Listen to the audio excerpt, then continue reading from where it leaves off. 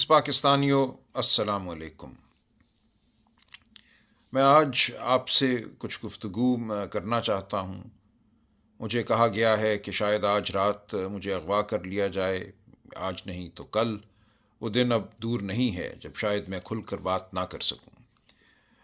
میں یہ آپ سے کہنا چاہتا ہوں کہ پاکستان اس وقت ایک بار پھر ایک انتہائی تاریک دور سے گزر رہا ہے۔ مجھے سیاست میں آئے کوئی زیادہ عرصہ نہیں گزرا۔ میں ایک وکیل ہوں، میرے والد صاحب مرحوم بھی وکیل تھے۔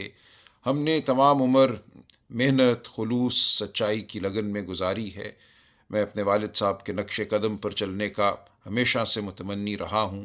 آج بھی میری یہی خواہش ہے کہ ایک عام انسان کے طور پہ، میں کوئی وڈیرا نہیں، کوئی جاگیردار نہیں، میں کوئی پیشہ ور سیاستدان نہیں۔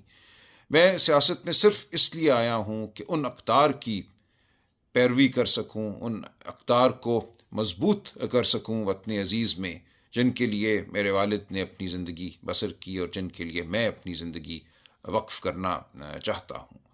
یہ کیا اقدار ہیں؟ یہ اقدار شرافت کی اقدار ہیں۔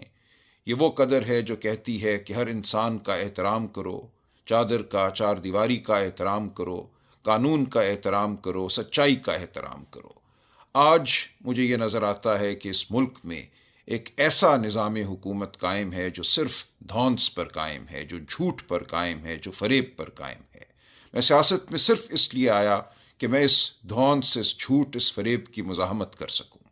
میرے سامنے یہ بات ایک بار پھر کھل کر سامنے آئی 8 فروری کی رات، 9 فروری کی رات، جب الیکشن کے بعد ہم نے دیکھا۔ میں خود ایک امیدوار تھا، 1 لاکھ ووٹ سے میں کہتا ہوں میں الیکشن جیتا۔ میرے سامنے الیکشن کے رزلٹ کو تبدیل کیا گیا۔ وہ بچے بچیاں جنہوں نے رو رو کر ووٹ ڈالے تھے، مجھے آج بھی وہ چہرہ یاد ہے اس بچی کا جس نے ماڈل ٹاؤن میں، اسی APS اسکول میں جہاں یہ دھاندلی رات کی گئی، پکڑ کے ہاتھ میرا کہا تھا، انکل پہلی بار میں ووٹ ڈال رہی ہوں، میرے ووٹ کو سنبھال کے رکھنا۔ ہم اس ووٹ کو نہیں سنبھال سکے کیونکہ ہم سے چھین لی گئی وہ امانت جو ہمیں قوم نے دی تھی۔ اس کے بعد ایک دور پیدا ہوا جھوٹ اور فریب کا، کہ اس رات کا جو عذاب تھا، جو جھوٹ تھا، اس کو دبانے کے لیے مزید جھوٹ گھڑے گئے، ہم پہ مقدمے بنائے گئے، بے شمار جھوٹے مقدمے بنے، صرف عمران خان صاحب پہ نہیں، ہزاروں لوگوں پر، جن کو اٹھایا گیا، مارا پیٹا گیا، جن کی عزتیں پامال کی گئیں، اور یہ عمل آج بھی جاری ہے۔ اسی لیے میں آج بھی سیاست میں ہوں۔ جس دن یہ عمل ختم ہو گیا اور مجھے یقین ہو گیا کہ پاکستان میں شرافت کا دورہ ہے، پاکستان میں قانون ہے، میرا سیاست سے کوئی تعلق نہیں رہے گا۔ میں صرف مزاحمت کرنے کے لیے سیاست میں آیا ہوں۔ اور میں آپ سے بھی یہ اپیل کرتا ہوں کہ اپنے لیے، اپنے بچوں کے مستقبل کے لیے آپ بھی مزاحمت کیجیے۔ آج اس ملک میں کوئی فیکٹری لگانے کو تیار نہیں ہے، کوئی انویسٹمنٹ کرنے کو تیار نہیں ہے۔ غیر ملکی تو کیا، کوئی پاکستانی کیوں یہ کرے گا، جب انہیں پتہ ہے کہ اس ملک میں صرف دھونس جو ہے وہی قانون ہے۔ کوئی شرافت باقی نہیں رہی، کوئی کرینہ نہیں ہے جس کے تحت زندگی گزاری جا سکے۔ ہر شخص جو ہے وہ ایک طرح سے ایک رکاوٹ ہے اقتدار والوں کے راستے میں۔ اگر میں آواز بلند کروں گا تو میری آواز کو چھین لیا جائے گا۔ اگر میں اپنی ٹانگوں پہ گھر سے باہر نکلوں گا تو میری ٹانگوں کو توڑ دیا جائے گا۔ آج یہ نظام ہے اس ملک میں۔ تو میں آپ سے اپیل کرتا ہوں کہ ہم نے جو اپیل کی ہے، پاکستان کے عوام سے کی ہے، وہ اپیل صرف PTI کے ممبران یا کارکنان سے نہیں کی۔ ہم ہر پاکستانی کو یہ کہتے ہیں، ہر خاتون کو، ہر بچے کو، ہر بزرگ کو ہم یہ کہتے ہیں کہ اپنے مستقبل کے لیے باہر نکلو، پاکستان میں شرافت کے لیے باہر نکلو۔ آج بلوچستان رو رہا ہے، خون کے آنسو رو رہا ہے۔ آج خیبر پختونخوا میں خون کی ہولی ہے۔ آج پنجاب جو ہے وہ زخم خوردہ ہے۔ سندھ میں لوگ احتجاج کر رہے ہیں، باہر آ رہے ہیں۔ ان کو اپنے پانی کا نہیں پتہ کہ ان کو پانی ان کے کھیتوں کو ملے گا نہیں ملے گا، ان کے حقوق کیا ہیں۔ کرپشن کا دورہ ہے۔ تو ہم یہ چاہتے ہیں کہ سب اکٹھے مل کر باہر آواز بلند کریں۔ 24 نومبر جو ہے وہ ایک انتہا بھی ہے اور ایک آغاز بھی ہے۔ ہم چاہتے ہیں کہ آج کے بعد کوئی تالے آزما، کوئی شخص جس کو ناز ہے اپنی طاقت پر، اپنی بندوقوں پر، اپنے پیادوں پر، وہ ہمارے اوپر حکمرانی نہ کر سکے۔ ہماری جو آواز ہے اس کو کوئی دبا نہ سکے، اس لیے ہم باہر نکلنا چاہتے ہیں، اپنی آواز کو بلند کرنا چاہتے ہیں، اتنا بلند کرنا چاہتے ہیں کہ کوئی اس کو دبا نہ سکے۔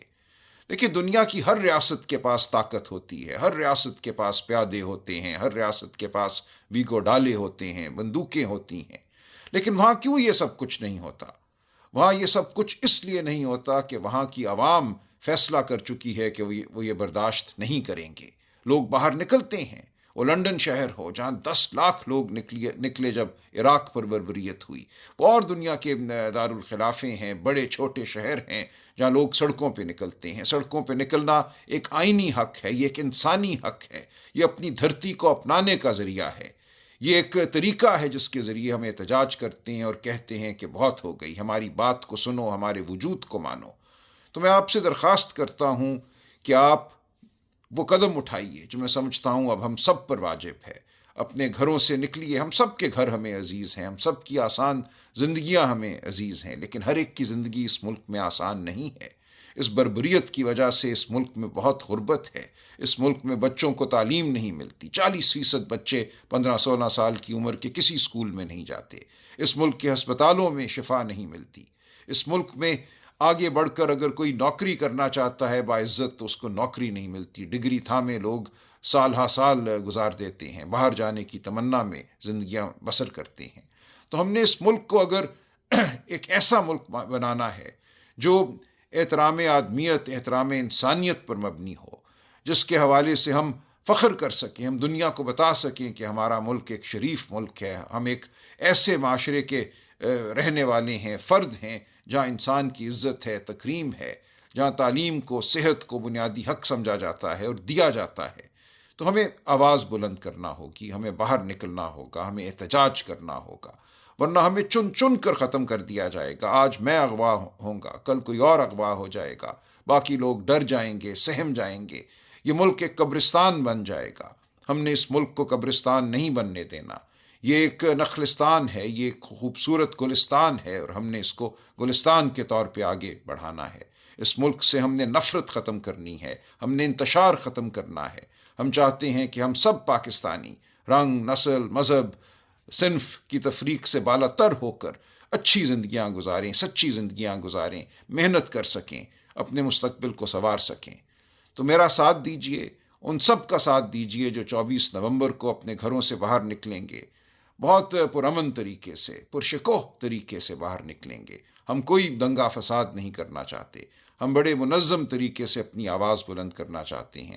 ہمارا ساتھ دیجئے، اپنی نسلوں کا ساتھ دیجئے، اپنا ساتھ دیجئے۔ بہت شکریہ۔